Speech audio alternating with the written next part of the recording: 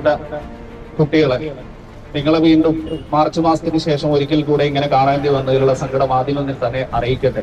കാരണം ഒരിക്കലും നിങ്ങളെ പഠിപ്പിച്ചത് നിങ്ങള് ഇങ്ങനെ സെക്രട്ടേറിയറ്റിന്റെ ഈ ഒരു വഴിയിൽ വന്ന് കുത്തിയിരുന്ന് മുട്ടുകുത്തി സമരം നടത്താനും അല്ലെങ്കിൽ മണ്ണ് തിന്നുകൊണ്ടും പുല്ല് തിന്നുകൊണ്ടും ഒക്കെ സമരം നടത്താനും വേണ്ടിയിട്ടല്ല. ഭാവിയിൽ വളർന്നു വരുന്ന മക്കളുടെ വിദ്യാഭ്യാസത്തിന്റെ അടിത്തറ, അക്ഷരങ്ങൾ പഠിപ്പിക്കാനും അക്ഷരങ്ങൾ കൂട്ടി വായിക്കാനും എല്ലാം അവരെ പഠിപ്പിച്ച് ഒരു ഫൗണ്ടേഷൻ ഉണ്ടാക്കി വിടേണ്ട, ഭാവി തലമുറയെ വാർത്തെടുക്കേണ്ട ടീച്ചേഴ്സ് ആണ് ഈ വന്നിരിക്കുന്നത് എന്നുള്ളതിൽ വളരെയധികം സങ്കടമുണ്ട്. ഇന്ന് 23 ദിവസത്തോളമായി നിങ്ങൾ ഇവിടെ വന്നിരുന്ന് നിങ്ങളുടെ ആവശ്യങ്ങളാണ് നിങ്ങൾ പറയുന്നത്. ഈ ഒരു വർഷക്കാലമായിട്ടും നിങ്ങളിലേക്ക് കോഴിക്കോട്, പാലക്കാട്, കാസർഗോഡ്, ആലപ്പുഴ ജില്ലകളിൽ 1ാം റാങ്കുകാർക്ക് പോലും നിയമനം കൊടുത്തില്ല എന്ന് പറയുന്നത് ഈ സംവിധാനത്തിന്റെ പിടിപ്പുകേട് തന്നെയാണ് വ്യക്തമാക്കുന്നത്. ഒരു റാങ്ക് ലിസ്റ്റ് എല്ലാ വർഷവും ഇങ്ങനെ വെറുതെ പ്രഹസനം പോലെ പുറത്തിറക്കാൻ വേണ്ടിയിട്ട് ഒരു ചെയർമാനും മൊത്തം 21 മെമ്പേഴ്സിനെയാണ് ഇവിടെ തീറ്റിപ്പോറ്റുന്നത്. ആ ഒരു മെമ്പർ എന്ന് പറയുന്നത് ഇന്ത്യയിൽ ഏറ്റവും കൂടുതൽ ജനസംഖ്യയുള്ള സംസ്ഥാനമാണ് ഉത്തർപ്രദേശ്. ഏകദേശം 25 കോടിയോളം ജനസംഖ്യയുണ്ട്. ആ ഇത്രത്തോളം ജനസംഖ്യയുള്ള സംസ്ഥാനത്ത് ചെയർമാൻ ഉൾപ്പെടെ വെറും 8 മെമ്പേഴ്സ് മാത്രമാണ് അവിടെയുള്ളത്. ഇവിടെ ജനസംഖ്യയിൽ 4 കോടി പോലും തികച്ചില്ലാത്ത സംസ്ഥാനത്ത് 21 മെമ്പേഴ്സിനെ, അതും പ്രധാനമന്ത്രിയേക്കാൾ ശമ്പളം വാങ്ങിച്ചുകൊണ്ട് 2,80,000 പ്രധാനമന്ത്രിയുടെ സാലറി ആണെങ്കിൽ ഇവിടെ വാങ്ങുന്നത് 3.5 ലക്ഷത്തോളം സാലറിയാണ് ഒരു PSC മെമ്പേഴ്സ് എല്ലാ അലവൻസും ചേർത്ത് വാങ്ങിക്കുന്നത്. അങ്ങനെ വരുമ്പോൾ ഒരു വർഷത്തിൽ 8.8 കോടി ഈ PSC മെമ്പേഴ്സിനെ തീറ്റിപ്പോറ്റാൻ വേണ്ടി മാത്രം സർക്കാർ ചെലവഴിക്കുന്നെങ്കിൽ ഏത് മന്ത്രിക്കാണ് പറയാൻ പറ്റുക ഇവിടെ സാമ്പത്തിക ബാധ്യതയാണ്, സാമ്പത്തിക ബുദ്ധിമുട്ട്? PSC ഉദ്യോഗാർത്ഥികളുടെ കാര്യം പറയുമ്പോൾ മാത്രം സാമ്പത്തിക ബുദ്ധിമുട്ടും ബാക്കിയുള്ള എയ്ഡഡ് സ്കൂളുകൾക്ക് എന്ത് അനുവദിക്കാനും ഞാൻ ഈ തിരുവനന്തപുരം ജില്ലയിൽ തന്നെ 23-ാം തീയതി ജൂൺ മാസത്തിൽ DD ഇറക്കിയ ഒരു ഉത്തരവുണ്ട്. ആ ഉത്തരവിൽ 8 പേരെ, അതിൽ 4 പേരും ന്യൂ HSS നെല്ലിമൂട് എന്ന് പറയുന്ന സ്കൂളിലെ എയ്ഡഡ് ടീച്ചേഴ്സിനെ സർക്കാർ സ്കൂളിലേക്ക് പുനർവിന്യസിപ്പിച്ചത് എന്തിന്റെ അടിസ്ഥാനത്തിലാണ്? ഈ ന്യൂ HSS നെല്ലിമൂടിന് മാത്രം എന്ത് പ്രത്യേകതയാണുള്ളത്? എയ്ഡഡിൽ നിന്ന് സർക്കാരിലേക്ക് പുനർവിന്യസിപ്പിക്കുമ്പോൾ എയ്ഡഡിൽ എങ്ങനെയാണ് നിയമനം നടക്കുന്നത്? 30-40 ലക്ഷം കോഴ കൊടുത്തുകൊണ്ട് എയ്ഡഡിൽ കയറി അവിടെ കുട്ടികൾ കുറയുമ്പോൾ അത് നേരെ സർക്കാർ സ്കൂളിലേക്ക് പുനർവിന്യസിപ്പിക്കാനാണെങ്കിൽ അതിനെയാണ് ഞങ്ങൾ ആദ്യം മുതലേ പറയുന്നത് പിൻവാതിൽ നിയമനം എന്നുള്ളത്. കാരണം ഏതൊരാൾക്കും 50 ലക്ഷം കൊടുത്തിട്ട് എയ്ഡഡിൽ കയറാനും അവിടുന്ന് കുട്ടികൾ കുറയുമ്പോൾ സർക്കാരിലേക്ക് മാറ്റിയിരുത്താനുമാണെങ്കിൽ ഈ സംവിധാനം തന്നെ പിരിച്ചുവിടണം. ഇതിന്റെ പേര് പബ്ലിക് സർവീസ് കമ്മീഷൻ എന്നാണ്. അവിടെ സർക്കാരിലിരിക്കുന്നതും പ്രതിനിധികളും പബ്ലിക് സർവന്റ് ആണ്. പബ്ലിക്കിന് വേണ്ട കാര്യങ്ങൾ ചെയ്തു കൊടുക്കാനാണ്. അല്ലാതെ ഇത്രയും പഠിച്ച് 2 വർഷത്തോളം കുത്തിയിരുന്ന് പഠിച്ച് പരീക്ഷയും എഴുതി അതിന്റെ ഇന്റർവ്യൂവും പാസ്സായി ഏറ്റവും മുൻനിരയിൽ ഇവിടെ ഇരിക്കുന്ന ആളുകൾ ആരും തന്നെ 500, 600, 700 റാങ്ക് അല്ല, ആദ്യത്തെ റാങ്കുകളിൽ പഠിച്ച് പെർഫെക്റ്റ് ആയി മറ്റ് PSC ഉദ്യോഗാർത്ഥികളെക്കാൾ ഒരു ക്വാളിഫിക്കേഷൻ കൂടെ അഡീഷണൽ നേടിയിട്ടാണ് ഇവർ വരുന്നത്. കേട്ടറ്റ് എന്ന് പറയുന്ന ഒരു സ്പെഷ്യൽ എക്സാം എഴുതിയിട്ടാണ് ഇവരിവിടെ പാസ്സായി വന്ന് PSCയും എഴുതി അതിന്റെ റാങ്ക് ലിസ്റ്റിലും വന്ന് എത്തിയത്. എന്നിട്ട് ആ ഒരു കാര്യം പറയാൻ മന്ത്രിയുടെ ഓഫീസിലേക്ക് പോയപ്പോൾ അവിടുന്ന് സ്റ്റാഫ് പറയുകയാണത്രേ, 1ാം റാങ്കുകാരന് ഇക്കൊല്ലവും അടുത്ത കൊല്ലവും നിയമനം നടക്കുകയില്ല എന്ന്. അങ്ങനെ ഒരു സംസാരം ഉണ്ടായിട്ടുണ്ടെങ്കിൽ അത് തികച്ചും വേദനാജനകമാണ്. അത് കേട്ടിട്ട് ഇവരെല്ലാം മിണ്ടാതെ തിരിച്ചു പോന്നുവെങ്കിൽ അതിനൊറ്റ കാരണമേ ഉള്ളൂ, നീർക്കോലി കടിച്ചാലും അന്നം മുടങ്ങും എന്നുള്ള ഒറ്റ പേടി കൊണ്ട് മാത്രമാണ്.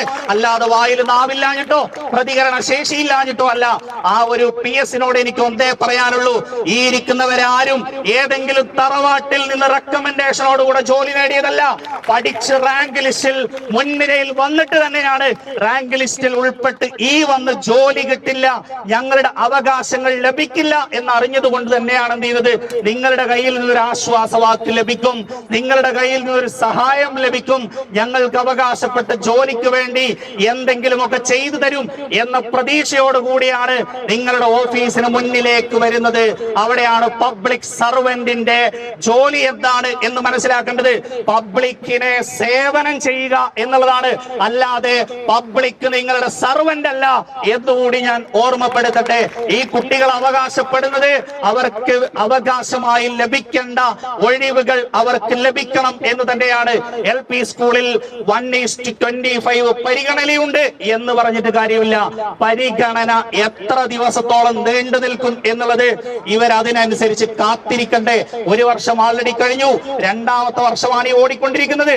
ആകെ 3 വർഷം മാത്രമാണ് ഇവർക്ക് കാലാവധിയുള്ളത്. അപ്പൊ ഇവരുടെ ഒന്നാമത്തെ ആവശ്യം എന്ന് പറയുന്നത് സ്കൂളുകളിൽ കുട്ടികളുടെയും അധ്യാപകരുടെയും അനുപാതം 25 കുട്ടികൾക്ക് ഒരു അധ്യാപകൻ എന്ന റേഷ്യോയിലേക്ക് മാറ്റുക എന്നുള്ളതൊന്ന്. രണ്ടാമത്തത് സർക്കാരിന് കുറച്ച് കൈവറക്കുന്ന കാര്യമാണ് എയ്ഡഡ് സ്കൂളിൽ 1:1 നടപ്പിലാക്കുക എന്നുള്ളത്.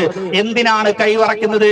കാരണം എയ്ഡഡ് സ്കൂളിൽ പോസ്റ്റ് നഷ്ടപ്പെട്ടവർക്ക് സർക്കാർ സ്കൂളിൽ പുനർവിന്യസിപ്പിക്കാൻ നിങ്ങൾക്ക് ധൈര്യമുണ്ടെങ്കിൽ ആലപ്പുഴ ജില്ലയിൽ കഴിഞ്ഞ 14-ാം തീയതി ഒരു ഓർഡർ ഇറക്കിയിട്ടുണ്ടായിരുന്നു.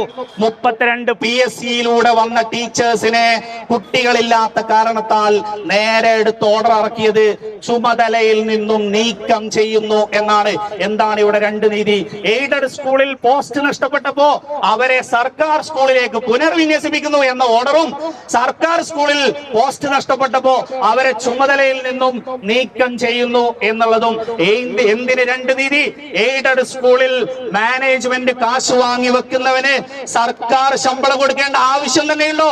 ഇവിടെ സർക്കാർ സ്കൂളിലേക്ക് PSCയിലൂടെ നിയമനം നടത്തുമ്പോൾ അതിലേക്ക് ഇവരെ പുനർവിന്യസിപ്പിക്കേണ്ട യാതൊരു ആവശ്യവും ഇല്ല എന്ന് തന്നെയാണ് പറയാനുള്ളത്. അതുകൊണ്ട് തന്നെ ഇങ്ങോട്ടേക്ക് പുനർവിന്യസിപ്പിക്കാമെങ്കിൽ തീർച്ചയായും എയ്ഡഡ് സ്കൂളിലും 1:1 നടപ്പിലാക്കണം എന്ന് തന്നെയാണ് ഞങ്ങൾക്ക് ആവശ്യപ്പെടാനുള്ളത്. 1:25 എന്ന കുട്ടികളുടെ അധ്യാപകരുടെയും അനുപാതം കുറയ്ക്കുക. രണ്ടാമത്തെ ഡിമാൻഡ് എയ്ഡഡിൽ 1:1 നടപ്പിലാക്കുക. ഇനി ഇതിന് രണ്ടിനും സാമ്പത്തിക ബുദ്ധിമുട്ടാണ് തടസ്സമെങ്കിൽ PSC മെമ്പർമാരുടെ സാലറി കുറക്കട്ടെ. എന്തിനാണ്? 3.5 ലക്ഷത്തിന്റെ എന്ത് പണിയാണ് അവിടെ എടുക്കുന്നത്? ആള് കൂടിയാൽ പാമ്പ് ചാവില്ല എന്നതൊരു സത്യം തന്നെയാണ്. 21 മെമ്പേഴ്സ് ഉണ്ടായിട്ട് തികച്ച് ശരിയായ 100 ചോദ്യങ്ങൾ തയ്യാറാക്കിയിടാൻ ഇപ്പൊ PSCക്ക് പറ്റുന്നില്ല. ഏത് ഫൈനൽ ആൻസർ കീ എടുത്ത് നോക്കിക്കഴിഞ്ഞാലും 10ഉം 12ഉം ഡിലീറ്റഡ് ക്വസ്റ്റ്യനാ. ഡിലീറ്റ് ചെയ്യാനാണെങ്കിൽ എന്തിനാണ് കഴിഞ്ഞ ഒരു LGSന്റെ ക്വസ്റ്റ്യൻ പേപ്പറിൽ കേരളത്തിലെ അസംബ്ലി മണ്ഡലങ്ങളുടെ എണ്ണം എന്ന് ചോദിച്ചിട്ട് അതിൽ 140 എന്ന് കൊടുക്കാനില്ലാഞ്ഞിട്ട് അത് ഡിലീറ്റഡ് ചെയ്തതാണ് ഫൈനൽ ആൻസർ കീല്. 21 ആളെ തീറ്റിപ്പോറ്റി മെമ്പറുമാക്കിയിട്ട് ഇത്രയും സാലറി കൊടുത്തിട്ട് തികച്ച് 100 ക്വസ്റ്റ്യൻ ശരിയാക്കി തരാൻ നിങ്ങൾക്ക് കഴിയില്ലെങ്കിൽ പറ, ഇവർ ഇവിടെ ഇരുന്ന് തയ്യാറാക്കി തരും. 100 ശരിയായ ചോദ്യങ്ങൾ കേരള PSCക്ക് നിങ്ങൾ 5 പൈസ കൊടുക്കണ്ട, ഇവര് തയ്യാറാക്കി തരും. നിങ്ങൾക്ക് GKയിലോ മാത്സിലോ സയൻസിലോ ഏതിൽ വേണമെങ്കിലും നിങ്ങൾക്ക് തയ്യാറാക്കി തരും. അത്രയും പഠിച്ച് പെർഫെക്റ്റ് ആയിട്ട് റാങ്ക് ലിസ്റ്റിൽ മുന്നിൽ വന്നവർ തന്നെയാണ് ഇവർ എന്ന് ഞങ്ങൾ വീണ്ടും വീണ്ടും ഊന്നി പറയുന്നു. ഈ രണ്ട് ഡിമാൻഡുകൾ എത്രയും പെട്ടെന്ന് അംഗീകരിക്കുക.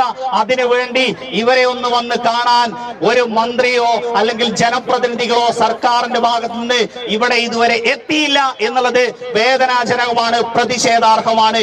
ഇനി അങ്ങ് ജന്തർ മന്ദറിൽ നടന്ന പോലെ 23 പേരൊക്കെ ആത്മഹത്യ ചെയ്താൽ മാത്രമേ ചർച്ചയ്ക്ക് തയ്യാറാവുകയുള്ളൂ എന്ന ലെവലാണെങ്കിൽ ഇവിടെ വീണ്ടും എന്ത് ചെയ്യപ്പെടും? ഇവിടെ ഒരു ജന്തർ മന്ദർ ആവർത്തിക്കപ്പെടുക തന്നെ ചെയ്യും. കാരണം കുട്ടികൾ അവരുടെ ആവശ്യങ്ങൾക്ക് വേണ്ടിയിട്ടാണ്. അല്ലാതെ ഇവർക്ക് വീട് വെച്ചു കൊടുക്കണമെന്നോ അല്ലെങ്കിൽ ഇവർക്ക് സാമ്പത്തിക സഹായം വേണമെന്നോ വേറെ ഒരാവശ്യങ്ങളുമില്ല. ഞങ്ങൾക്ക് അവകാശപ്പെട്ട ജോലി, അതും നമ്മുടെ വളർന്നു വരുന്ന കുട്ടികളെ പഠിപ്പിക്കാനുള്ള അധ്യാപക ജോലി, അത് മാത്രമാണ് എന്ത് ചെയ്യുന്നത്, ആവശ്യപ്പെടുന്നത്. മുമ്പ് പ്രതിപക്ഷ നേതാവ് 24 മണിക്കൂർ കൊണ്ട് PSCയിലെ ഒഴിവുകൾ റിപ്പോർട്ട് ചെയ്യാനുള്ള സംവിധാനം കൊണ്ടുവരും എന്ന് പറഞ്ഞ് ആ പ്രതിപക്ഷ നേതാവ് ഇന്ന് നമ്മുടെ ബഹുമാനപ്പെട്ട മുഖ്യമന്ത്രി VD സതീശൻ സാർ മുഖ്യമന്ത്രിയായിരിക്കുമ്പോൾ 24 മണിക്കൂറിനുള്ളിൽ ഒഴിവ് റിപ്പോർട്ട് ചെയ്യാനുള്ള സംവിധാനം എവിടെ? 3 ആഴ്ചക്കുള്ളിൽ ഒഴിവുകൾ റിപ്പോർട്ട് ചെയ്യണമെന്നാണ്. 3 ആഴ്ചയും 24 മണിക്കൂറും തമ്മിൽ നല്ല വ്യത്യാസമുണ്ട് എന്ന് തന്നെയാണ് പറയാനുള്ളത്. ഇനിയോ അധ്യാപക തസ്തികകളിൽ 24 മണിക്കൂർ കൊണ്ട് റിപ്പോർട്ട് ചെയ്യാൻ കഴിയുന്നില്ലെങ്കിൽ അതിന് ബദൽ സംവിധാനം എന്ത് എന്ന് ഈ സംവിധാനം തന്നെ പറയണം. അത് തന്നെയാണ് ആവശ്യപ്പെടാനുള്ളത്. കൃത്യമായ ഒഴിവുകൾ റിപ്പോർട്ട് ചെയ്യുക. 1:25 എത്രയും പെട്ടെന്ന് നടപ്പിലാക്കുക.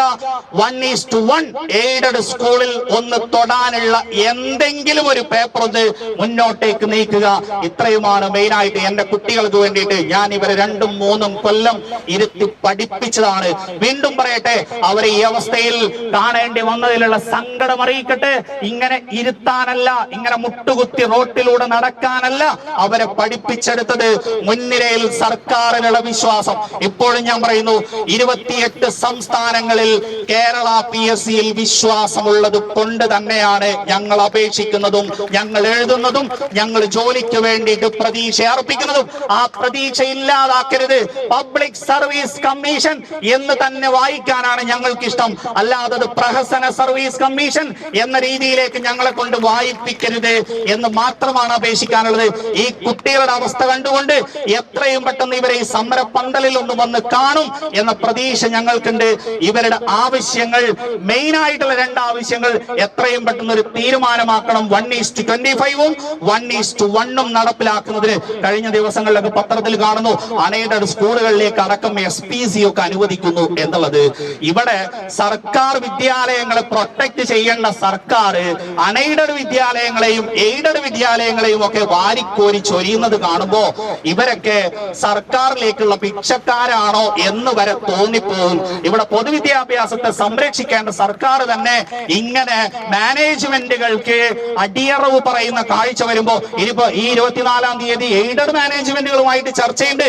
അതെല്ലാം നടക്കും. ഇവിടെ ഈ കുട്ടികൾ പരീക്ഷ എഴുതി പെർഫെക്റ്റ് ആയിട്ട് ക്വാളിഫൈഡ് ആയിട്ട് വന്നിരിക്കുമ്പോൾ അവരെ നോക്കാൻ ഒരാളും ഇല്ല എന്നുള്ളത് വളരെ വേദനാജനകമാണ്, പ്രതിഷേധാർഹം തന്നെയാണ്. മന്ത്രിയുടെ ഓഫീസിൽ നിന്നും ഈ കുട്ടികൾക്ക് നേരിട്ട ആ ഒരു അപമാനം ഒരിക്കലും സഹിക്കാൻ പറ്റാത്തതാണ്. 1 കൊല്ലമോ 2 കൊല്ലമോ കൊണ്ട് ഫസ്റ്റ് റാങ്കുകാരൻ ജോലി നേടില്ല എന്നാണ് പറഞ്ഞത്. PS-നോട് ഒരിക്കൽ കൂടെ പറയുന്നു, ഇത് പഠിച്ചു നേടിയതാണ്, ഒരു തറവാട്ടിൽ നിന്നും റെക്കമെൻഡേഷൻ വന്നതല്ല എന്നുകൂടെ പറഞ്ഞുകൊണ്ട് നിർത്തട്ടെ. എന്റെ കുട്ടികളുടെ ഈ ആവശ്യം എത്രയും പെട്ടെന്ന് പരിഹരിച്ച് കാണാൻ ഞാൻ ആഗ്രഹിക്കുന്നു, പ്രാർത്ഥിക്കുന്നു. ഇനിയും ഇവിടെ നിങ്ങളെ കൂടുതൽ കാലം കാണാതിരിക്കാൻ കഴിയട്ടെ. എത്രയും പെട്ടെന്ന് നിങ്ങൾ ക്ലാസ് റൂമുകളിലേക്ക്, കുഞ്ഞു മക്കളുടെ ഇടയിലേക്ക് ഫൗണ്ടേഷൻ ഉറപ്പിക്കുന്ന അധ്യാപകരായിട്ട് ചെന്ന് കയറാൻ വേണ്ടി പ്രാർത്ഥിച്ചുകൊണ്ട് നിർത്തട്ടെ. നന്ദി, നമസ്കാരം.